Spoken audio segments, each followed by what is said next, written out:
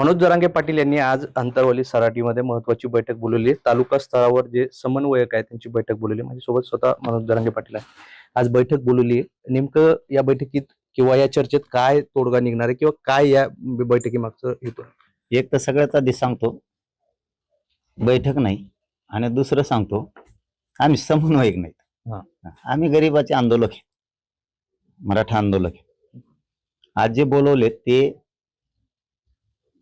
तालुक्यातले, मराठवाड्यातले फक्त मराठा सेवक बोलवले. तालुक्याचा एक फक्त 50-60 जण, गावागावातला मराठा सेवक नाही.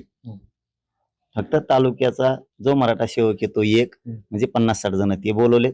दुसरे जे नोंदी शोधतात, जे लोकांचे कुणबी प्रमाणपत्र काढून देतात, लोकांना कागदपत्र काढण्यासाठी मदत करतात, रेकॉर्ड शोधतात, या बांधवाला एक बोलवलंय. आणि तिसरे मराठवाड्यातल्या जिल्ह्यात काम करणारे जे प्रमुख बांधव आहेत त्यांना एक या म्हणून. ती बैठक नाही, आमची थोडी चर्चा आहे की बाबा अडीअडचणी लोकांना येऊ नये, प्रमाणपत्र काढायला 58 लाख नोंदी निघाल्यात, अर्ज करणं गरजेचं आहे, GR निघालाय, अर्ज करणं गरजेचं आहे.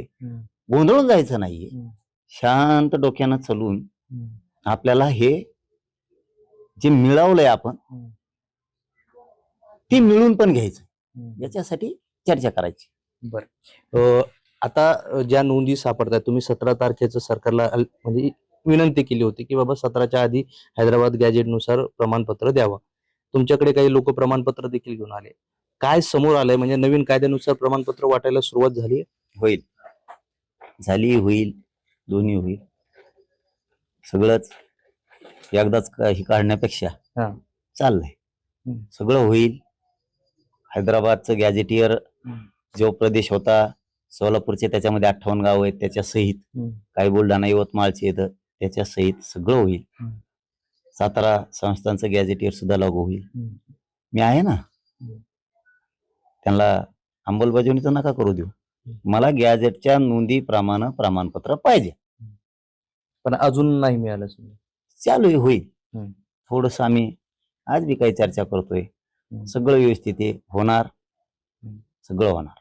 बरं, पण आता काही या तुमचं आझाद मैदानचं आंदोलन संपल्यानंतर ओबीसीने ते प्रचंड आक्रमक झालं. म्हणजे हाकेंनी तर मराठवाड्यात सभांचा धडाकाच लावलाय.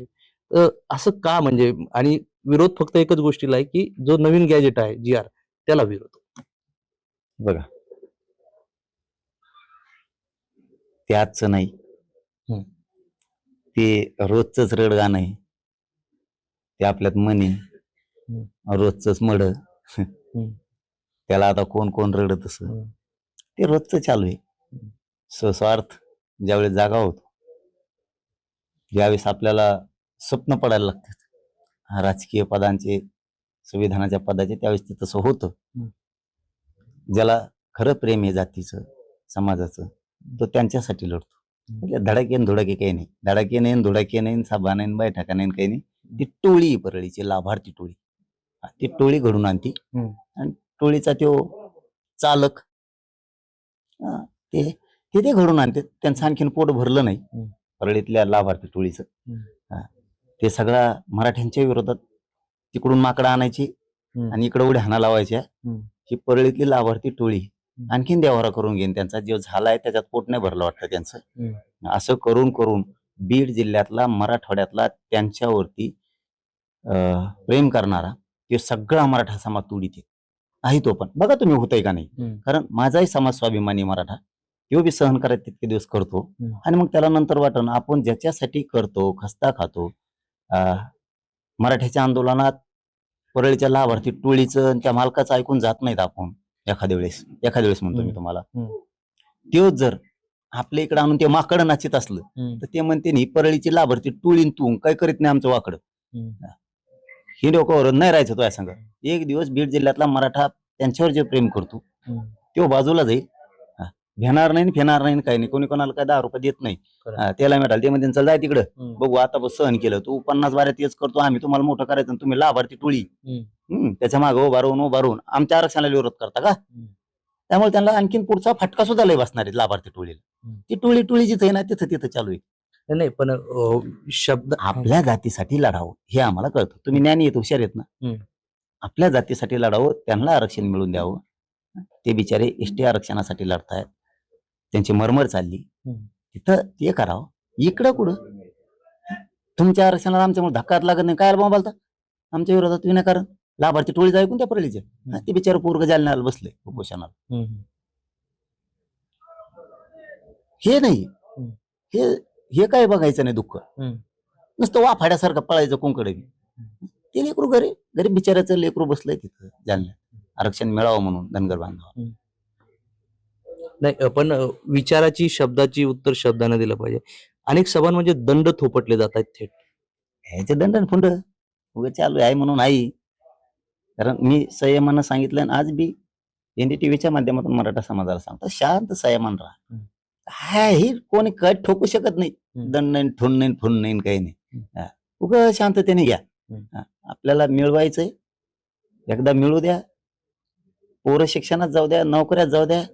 गुरुगुरु करणारे पहिला नंबर त्यांचा, मग बघू कोणात किती गुरुगुर आहे. आधी शांततेने थंडाने घ्या. कोणी काय बोललं, बोर्ड फाडा, पोस्ट टाकली, टाकून द्या, गप बसा.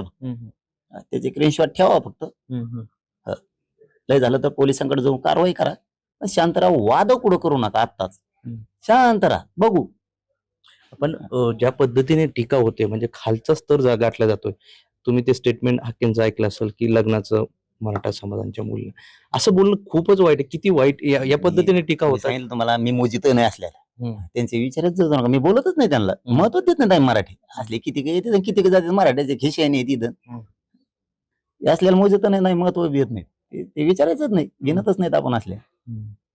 बरं, भुजबळांचं एक वक्तव्य सध्या चर्चेत आहे की तुम्ही जे आझाद मैदानाला आंदोलन केलं तर व्यासपीठावर येणाऱ्या लोकांना लक्षात ठेवा, म्हणजे एक प्रकारे धमकी समजायची. कोण म्हणलं? छगन भुजबळ. अलिबाबा होय, येवल्याचा अलिबाबा. ते हरकत नाही, आम्ही लक्ष ठेवायला लागलो म्हणा. तू जसं भाषा तसंच आता इथून पुढे आमचंही मराठ्यांचं लक्ष आहे. आता मराठ्यांचे डोळे उघडते, येवल्याच्या, नाशिक जिल्ह्यातल्या. आता कळन त्यांच्या व्यासपीठावर कोण कोण आहेत, त्यांना धडा शिकणार मराठी. मग आता बघतो शिकित का नाहीत. आम्ही बी लय अस्सल आहेत, तुलाही कळन. धडा शिकणार आम्ही बी. जे ओबीसीचे नेते मराठ्याच्या आरक्षणाच्या विरोधात आहेत आणि त्याला साथ देतात ओबीसीचे नेते, ते ओबीसीचे नेत्या सुद्धा आम्ही धडा शिकवणार. तू पाडणार आमच्या मराठ्याचे, बघ आमचे राज्यातले मराठ्याचे नेते पाडित का नाही तुमचे बी एक मग ते बी गेम करून. आमच्या नादी नको लागू भाऊ, तू आमच्या नादी नको लागू. आणि ते यावले चाले बाबा, तुला सांगतो त्यामुळे बाकीच्या ओबीसीच्या नेत्याचा वाटोळ करू नको. लोक तो ह्या एकट्या शब्दामुळं चांगले ओबीसीचे नेते सुद्धा लोक मराठ्याचे पाडित आहेत. ओबीसीचे जे काही चांगले नेते आहेत ना, त्यांना सुद्धा मराठ्याचे लोक पाडित आहेत. तो ह्यामुळं, त्यामुळे तू नीट राह. तू असला खेळ खेळू नको, समजून सांगतो. नाहीतर एकदा जर राज्यातले मराठ्याचे नेते आतून जर एक झाले, मराठा आरक्षणाच्या विरोधात बोलणाऱ्या ओबीसीच्या नेत्याचा खोटा चोपटी देन, पाडून टाकते त्याला बी, त्याला धडाच शिकवी देन. तू भाषात धडाच शिकवते. त्याच्यामुळे तू शहाणार आहे. काही काही चांगले नेते आहेत ओबीसीचे, उगाच काड्या करू नको. बरं, सतत तुमच्या आंदोलनाशी शरद पवारांचं नाव जोडलं जातं ना. आता अशात भुजबळांनी एक वक्तव्य केलंय की जे आंतरवाली सराटीत जे घडलं होतं त्यामुळे त्यामागे शरद पवारांचा एक आमदार होता. काय असतं बघा, कुठं तेच चालू आहे, कुठं तेच चालू आहे. हे 2 वर्ष झालं तेवढंच म्हणतात, सरकार तुमचं शिवादा ना. काय याला प्रश्न विचारत रे, बुंगळ्या जाऊन हो, बुळबुळ बुळबुळ बुळग्यासारखे काम करता. तुमचं सरकार आहे, शोधा ना. अरे काही म्हणते ती, हे मध्ये तर काही म्हणत होती. ते मला वाटतं बारामतीला मोदी साहेब आलते तेव्हा म्हणले शरद पवार साहेबांनीच केलं मोदीला पंतप्रधान. काही म्हणते कोणाला बी. एकदा म्हणले ते राज ठाकरे साहेबाच्याच माग हाते, काही म्हणते ती कोणाला पण यांचं काही नसतं. अप्रत्यक्षरित्या राजेश टोपेंचंच नाव जोडलं जातं. हर सरकार कोणाचं आहे ती चौकशी करायला पाहिजे ना. कोण म्हणतंय, कोण म्हणलाय, खरंच ना. आणि ते दावे दाखल करायला पाहिजेत. आपण मुस्कानीचे त्यांच्यावर दावे दाखल करायला पाहिजेत. तुमच्याकडून केलं जाणार आहे पण, कारण तुमच्याशी जोडलं जातं नाव म्हणून विचारलं. आम्हाला माहिती आहे, आम्ही स्वच्छ आहेत, काय नाही कुठंच. पण आता ना चौकशी करायला पाहिजे. त्याची कोण म्हणलाय, कोणाच्या बाईठ्यात, कशात, खोल घरात घुसायला पाहिजे. त्याला कोणाचे फोन आलते काय, मग बोलायचं सांगितलं काय, मग हे खरं आहे का खोटं आहे, हे बाहेर काढायला पाहिजे आणि जेलमध्ये चढवलं पाहिजे आणि ह्या मॅटरमध्ये जेलमध्ये सोडू शकतो. नवीन जी आर बाबत अजून बरेच चर्चा सुरू असताना संभाजीनगरला एक गोलमेज परिषद पार पडली. त्यात एनडीटीव्हीवर बोलताना थेटपणे पहिल्यांदा कोणीतरी तुमच्यावर आरोप केलाय आणि असा आरोप आहे की मराठा समाजाची मनोज जरांगे यांनी फसवणूक केली, असं थेट पहिल्यांदा आरोप झाला. म्हणू दे, कोणाला काय म्हणायचं, समाजाला माहिती माझे मी काय करतो, कोणी काय केलं, त्यांनी काय केलं, आम्ही काय केलं. त्यांच्या बुद्धीत फक्त त्यांनी बदल करावा. श्रीमंत मराठ्यांनी गरीब मराठ्यांचं कल्याण होतं तर वाटोळ करू नये एवढंच मला सांगायचं. आम्ही आमचं बघतो काय करायचं. नाही समाज बघल त्यांना काय. कुणबी नोंदीनुसार आरक्षण मिळतं ते आधीपासूनच मिळतंय, पण आम्हाला मराठा म्हणून आरक्षण हवंय असं त्यांचं म्हणणं आहे. त्यालाच विचारा, तुपलंच बघ म्हणा काय आहे ते. आम्हाला माहित नाही म्हणा तो उत्तर काय आहे. जे नेत्याने पुढे घातलं त्याच्याकडून घे म्हणा उत्तर. नेत्यांनी ही सगळी कोणीतरी घडवून आणली गोलमेज परिषद. गरीबाचं कशाला मोठं होऊन द्यायचं गरीबाला. सगळ्यांना नाव माहित असते तर कोण आहेत काय. शेवटी करणारा सुद्धा सांगतो, कारण त्यांची जेवढी गरज आहे करायला लावणाराला तेवढी आमची गरीब मराठीची सुद्धा गरज आहे. करायला लावणारा सुद्धा सांगतो. राजकीय नेत्यांनी घडवून आणली, सगळं होईल. मला एकदा अंमलबजावणी ते होऊन द्या, सगळं होईल, सगळे उघडे पडतील, काही अडचण नाही. सगळ्याकडे सगळी माहिती येते. म्हणून आम्ही परवाच सांगितलं होतं की आम्ही त्याच्या खोल घरात घुसतोय. घुसलो तर आम्ही, आम्हाला माहिती मिळाली. आता आम्ही, आज कसा दिसतोय मी तुम्हाला, शांत दिसतोय का नाही. तसे काल नावातच चर्चा झाली. काल आम्ही बसलो होतो बरेच जण, नावासही चर्चा झाली. कोणी कोणाला पुढे घातलंय, काय केलंय, कसं केलंय, फोन लावून बी विचारण्यात आलं. पत्ते उघडे होणार. हो, घेतलं आम्ही, त्यांच्या वधून घेतलं. चालू असतं ते. त्याच्यामुळे आम्ही काय, ते आमचेच येतं. त्यांनी फक्त इथून पुढे गरिबांच्या बाजून राहावं. त्यांनी विनाकारण लावून धरू नये, घेणं नसताना काही. कारण तेही आमचेच आहेत, ते लोकांचे नाहीत, आम्ही त्यांचेच आहेत. फक्त त्यांच्यातली श्रीमंती जागी झाली, त्यांच्यातला मोठेपणा जागा झाला, त्यांच्यातले काय म्हणूयात त्याला आपण की श्रेय जागा झालं. गरीब येतं, गरीबाला मोठं व्हावं द्यावं श्रीमंत मराठ्यांनी. काही थोड्या त्या नसता मराठा समाज तर बघून घेणारे. मी माझा खंबीर आहे मराठीसाठी लढायला, विषय सोडून दिला आम्ही. बरं, तुम्ही आझाद मैदानात जाण्यापूर्वी म्हणाले होते की आरक्षण द्या, फडणवीस साहेब तुमच्यावर गुलाल उधळू. आता गुलाल तुम्ही उधळलेला आहे, तुमच्या म्हणण्यानुसार आरक्षण पण मिळालंय, टप्प्याटप्प्याने सगळ्या गोष्टी पूर्ण होतील. आता फडणवीसांवरचा तुमचा राग संपलाय का, किंवा त्यांनी आरक्षण दिलंय आता हे तुम्हाला मान्य आहे का? राग कधी नव्हताच ना. चुका केल्या त्यांनी. चुका केल्यावर मी माझ्या समाजाला बोलल्यावर मी नाही सहन करू शकत. मला काय कोणत्या नेत्याची आणि फितेची गरज नाही, मंत्र्यांची. मला माझ्या समाजाचं दुःख वाटून घेणारा माणूस आहे. समाजावर अन्याय झाला की आपल्याला सहन होत नाही. त्यामुळं अंमलबजावणी होऊ द्या ना. मराठवाड्यातला मराठा आरक्षणात जाऊ द्या. पश्चिम महाराष्ट्राला सातारा गॅजेट, बॉम्बे गव्हर्नमेंटचं गॅजेटियर आहे, औंधचं आहे, पुण्याचं आहे, गॅजेटियर जाऊ द्या ना. मग मग मग त्यावेळेस या प्रश्नाचं उत्तर देऊ ना. आज कसं म्हणजे अजूनही 100% पूर्ण म्हणजे हा जी आर जो लागू झाला म्हणजे 100% अजून मराठा आरक्षणात गेला नाही, किंवा सरकारने अजून 100% शब्द पाळला नाही. आणखीन प्रक्रिया सुरू नाही, कारण कार्यशाळा सुरू आहेत. काही अधिकारी बी आणखीन गोंधळलेले आहेत. काही म्हणतो मी, काही ना गाव लेवल पासून विषय येऊ. आता हे त्यांना शिकणं, समजून घेणं, याच्यात बी ते हे चाललंय. त्यामुळे आमचं फक्त एकच म्हणणं आहे, जी आर काढलाय आम्ही त्यांचं कौतुक केलं. आम्ही म्हणलो होतो इथून हैदराबाद आणि सातारा गॅजेटियर लागूच करणार, आरक्षण घेतल्याशिवाय मागे येणारच नाही. जी आर घेतला म्हणजेच रजिस्ट्री झाली. आता फेर राहिला, रजिस्ट्री झाली म्हणल्यावर फेर होणार. तलाठी कसं देत नाही फेर, तसं आता कुणबी प्रमाणपत्र राहिलेत फक्त, ते वाटप सुरू झाले. एकदा मराठवाडा, पश्चिम महाराष्ट्रातले मराठे सगळे आरक्षणात गेले, मुलालाच घेऊन जाऊन वर्षावर.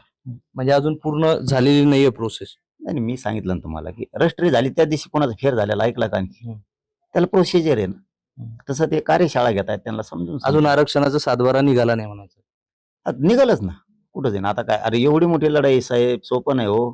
बोलणाऱ्याला बोलावं वाटतं फक्त. रेकॉर्ड होता आंध्रात, हैदराबादला. साधी सोपी गोष्ट नाही राहू ही. समजा आम्ही राहायला महाराष्ट्रात, हैदराबादला वावर आहे. करता का तुम्ही इथून जाऊन रोज? करता वावर पेरता येईल का इथून जाऊन रोज येणं जाणं?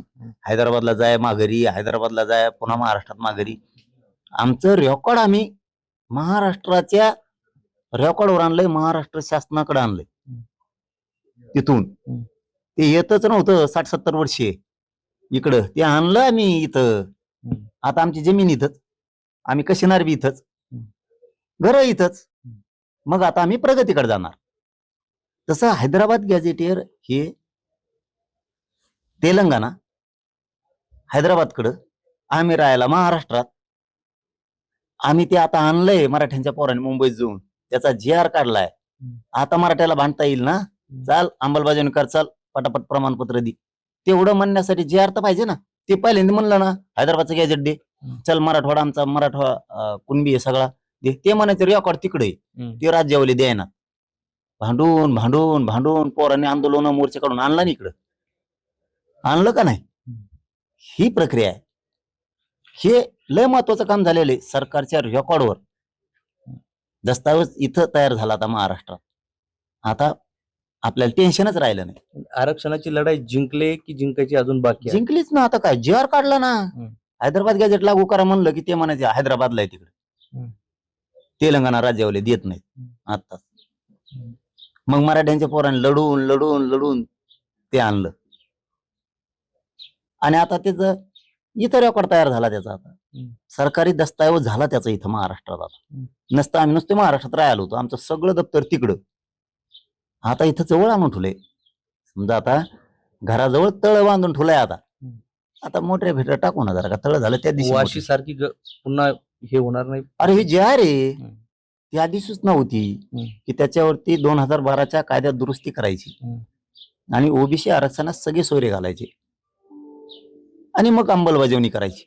असं त्यांना 6 महिन्याचा वेळ पाहिजे होता. त्याच्यात आपण आता 1.5 वर्षाचा दिलाय, त्याच्यात पुन्हा 2 महिने मागितले त्याने. आता इथं गेल्यावर पण आपण मुंबईला गेल्यावर आझाद मैदानला, ठीक आहे म्हणलं 2 महिने.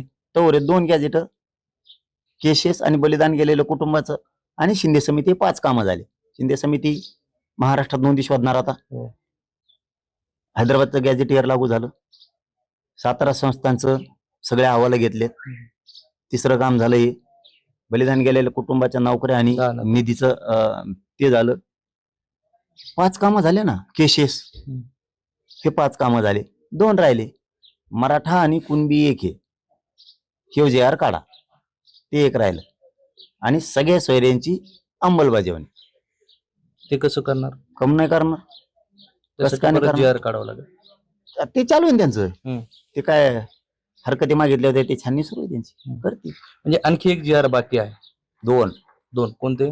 मराठा आणि कुणबी 1 आहे आणि सगळ्या सोयऱ्याची अंमलबजावणी. तुम्ही परत सगळे सोयऱ्यावर आलाय. म्हणजे हो. आता बोललं जात होतं की तुम्ही सगळे सोयऱ्यापासून लांब जातात, पण तुम्हाला सगळे सोयऱ्याचा GR पाहिजे. ते डोके पाहिजेत लोकांना, काय बोलायचं आणि कोणता शब्द उचलायचा. मी तिथंच सांगितलेलं आहे सगळे सोयऱ्यांच्या अधिसूचनेचं काय, अंमलबजावणीचं आणि मराठा आणि कुणबी 1 काय, त्याच्यावर 2 महिन्यासाठी त्यांनी लिहून नेलेले. याच्यासाठी 2 महिने आणखीन वेळ द्या, कारण आणखीन छाननी सुरू आहे. काढा ना बाईट विखे साहेबाच्या, त्यांच्या तिथल्या, त्याच्यासाठी वेळ आहे आम्हाला लागतोय. तोपर्यंत हे 2 काम, अरे हे कधीच नाही होणारे काम होते राव. 60-70 वर्ष झाले लढत येत. गरीब मराठ्याला कळतंय, ज्ञानीला ना अभ्यासकाला कळा ना का. कम नाही आणला मग तुम्ही इतक्या दिवसात, इतकी भून लावली. कम नाही आणलं इतक्या दिवसात गॅजेटियर, कम नाही आणलं. अरे आम्ही आणलं ना पट्ट्याने गरीबाचे, रेकॉर्ड केला त्याचा इथं महाराष्ट्रात. GR काढलाय, GR अंतिम GRच आहे ना. त्याच्या पुढं काय? मग त्याच्या पुढं काय? त्याच्या पुढं नाहीच आहे ना. की लागू करणं, GR काढणं हेच असतं, आणि तेच ते काढत नव्हते. मुंबईत जाऊन का लहान काम केलं? काय बोलता राव, अभ्यासक येतं तुम्ही, काय बोलता, तुम्हाला पटलं तरी पाहिजे. लहान काम आहे. ते म्हणत होते तिकडे, आम्ही राहिली इथं. मग आम्ही डावळ केला. याचा GR निघणं गरजेचं आहे, तरच मराठ्यांचं कल्याण होऊ शकतं मराठवाड्यातलं, नाही तर होत नाही. ते आणायला लावलं, त्याच्यावर अभ्यास 13 महिने केला सरकारनं, शिंदे समितीनं. आणि मग आता मराठी मुंबईत गेले, GRच घेतला, कल्याणच झालं मराठवाड्याचं, पश्चिम महाराष्ट्राचं. म्हणजे आता ते तुम्ही दोन जे GR म्हणतात, तो ज्या दिवशी निघेल त्या दिवशी मराठा जिंकला समजा 100%. याच्यात बी होत आहे, याच्यात बी होत आहे. जाऊ ना दमन, जाऊन आपण थोडं, आताच कशाला एवढी गडबड करायची. याच्यात पण होत आहे, याच्यात पण होत आहे. 17 संस्थान आणि हैदराबाद गॅजेट मध्ये सुद्धा होत आहे. ज्या दिवशी कुणबी हा मराठा आहे हे जर सिद्ध झालं तर बऱ्यापैकी मराठा समाजाला याचा फायदा होईल ना. झालेलंच आहे सिद्ध. इच्छाशक्ती नव्हती, मराठीने इच्छाशक्ती तयार केली राजकीय. आणि आम्ही आणखीन खंबीर आहेत ना, जरी काही चुकलं तरी लढायला. लढा थोडा संपला, लढा सुरू आहे आणि लढावंच लागतं सारखं सारखं. रोज शेतात जावं लागतं. असं काही एकदा पेरलं की पार 2 वर्षांनी जायचं, लढावंच लागतं. जशी जमिनीत खुरपायला जावं लागतं, आधी पेरावं लागतं, नंतर खुरपावं लागतं, नंतर खत आणावं लागतं, मग नंतर रोग पडला तर फवारण्या आणावं लागतात. तसं एखादा रोग पडत असतो ना GR वर, परत फवारणी आणायला मी आहे ना. फवारण्या आणाच लागतात, कारण काही ज्ञानीकडून कोणाकडून काही विरोधकाकडून रोग पडतो त्याच्यावर, ते फवारायला मी आहे ना. तसं ते प्रक्रिया असती. नंतर त्याला राखायला जावं लागतं, नंतर काढणीला जावं लागतं, नंतर वाळून द्यावं लागतं, मग पुन्हा मळणी यंत्र आणावं लागतं, मग पोते आणायला मार्केटमध्ये जावं लागतं, मग धान्य भरून घरात ठेवावं लागतं, नंतर विक्रीला बाजाराला न्यावं लागतं.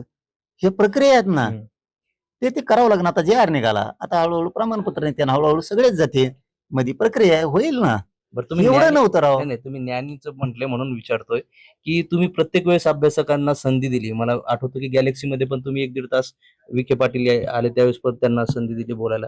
पण हे लोक तुमच्या समोर सगळं हा म्हणतात आणि नंतर ह्या बैठकी पद्धतीने घेऊन हे चुकलं ते चुकलं. त्याचा कुठेतरी तुमची पण फसवणूक केली का मुंबईच्या अभ्यासकांनी? त्याचा अंदाजा मराठ्याला आलाय. हा. हो हो हो करायचं, खरंय खरंय म्हणायचं, नंतर कोणाचं तरी ऐकून कुणातरी चपला बुटोगवानी भरलेलं चाटायचे आणि बोलायचं. हे मराठ्यांच्या गरीबाच्या लक्षात आलं. अरे JR आणलाय ना, मग आपण हट्टाला पेटलो होतो ना. हैदराबाद गॅझेटियरचा JR पाहिजे, घेतला. मुंबई सोडणार नाही, घेतला का नाही JR? तुम्ही 60-70 वर्ष ते बी नाही आणला का? दाखवा बरं एखादा मराठ्यांसाठी JR. आता त्या JR वर प्रश्नचिन्ह उपस्थित करतात. तुम्ही दाखवा ना. बरं खोटा का असून देतो, तुमचा खोटा दाखवा बरं. तुम्ही 40-45 वर्ष लढले ना, दाखवा ना. आम्ही आणला ना हैदराबाद गॅझेटियर. हे आम्ही याचा JR घेतला. या आठवड्यात 17 संस्थांचं सुद्धा होणार आहे. घेतलं ना, कमून पोट दुखत, त्यांना दुख नाही, बाकी काय नाही. जाऊ दे, पण आमचेच आहेत ते. द्या सोडून सट बदलतील, लक्षात येईल. आणलं ना 60-70 वर्षात, तुम्हाला जे जमलं नाही ते करून दाखिलं ना. गरीबाचे लेकर घालतो मी सगळ्या आरक्षणात, घालतो मी, बघा तुम्ही. हे होते मनोज जरांगे पाटील. सविस्तर त्यांनी सगळ्या प्रश्नांची उत्तरं दिली आहे, अभ्यासकांवर पण बोलले. आणि महत्वाचं म्हणजे आणखी 2 JR बाकी आहे आणि त्यात महत्वाचं म्हणजे सगळे सोयऱ्याचा JR हा अत्यंत महत्वाचा असणार. वसीम शेख, NDTV, जालना.